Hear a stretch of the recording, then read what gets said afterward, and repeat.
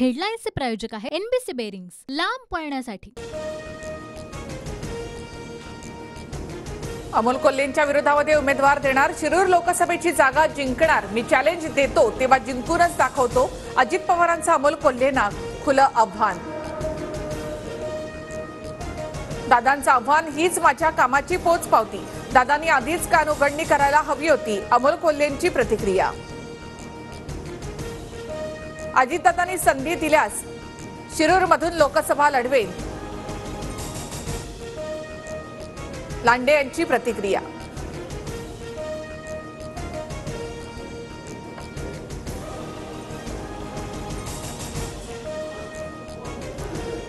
प्रकाश आंबेडकरांना सोबत घ्या असं मी खरगेंना सांगितलं होतं, वंचितच्या इंडिया आघाडीतील सहभागावर शरद पवारांची प्रतिक्रिया। 28 तारखेनंतर महाविकास आघाडी आणि वंचितची बैठक घेऊ, जागा वाटपासंदर्भात बोलू, संजय राऊतांची माहिती। वंचितच्या राज्य कार्यकारिणीची उद्या बैठक, आगामी निवडणुकांवर प्रकाश आंबेडकरांच्या उपस्थितीमध्ये बैठकीमध्ये चर्चा होणार।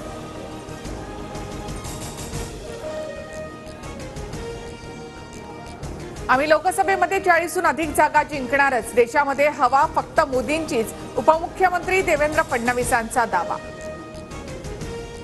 विरोधकांकडे पंतप्रधान पदासाठी मोदींच्या विरोधात कुणाचा पर्याय, अजितदादांचा सवाल, तर येत्या काळात महायुतीच्या बाजूने वातावरण झुकवणार, लोकसभा निवडणुकीवरून वक्तव्य।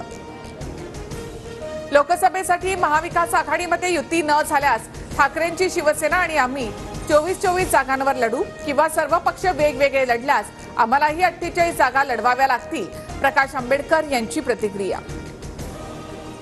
ओबीसी नेत्यांनी सरसकट शब्दाचा बाऊ केला, मराठ्यांना ओबीसीमध्ये घ्या आणि आरक्षणाचा कोटा वाढवा, जरांगेंची मागणी, तर मराठा ओबीसींना समान सवलती मिळाव्यात, ओबीसी नेते हरिभाऊ राठोड यांची प्रतिक्रिया। मुंबईत आंदोलनाला येताना वाहनात कोणत्या वस्तू ठेवायच्या ते सांगू, मुंबईतलं 20 जानेवारीपासूनचं शेवटचं आंदोलन असेल, मनोज जरांगेंचा सरकारला थेट इशारा। काही दिवसांनी भुजबळ भजी आणि जिलेबीचा कागद खाणार, भुजबळांच्या 12 इंचाच्या छातीच्या टीकेवरून जरांगेंचा हल्लाबोल।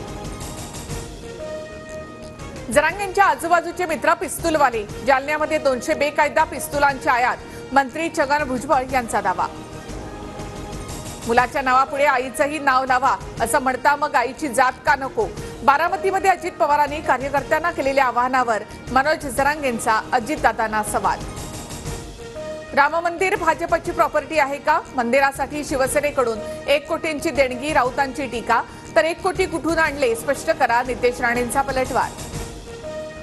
मुंबईच्या चुनाभट्टीमधील गोळीबार प्रकरणी 4 आरोपींना अटक, 5 तारखेपर्यंत पोलीस कोठडी, राग मनात धरून गोळीबार, एकाचा मृत्यू, 4 जखमी। हेडलाईन्सचे प्रायोजक आहे एनबीसी बेरिंग्स, लांब पळण्यासाठी।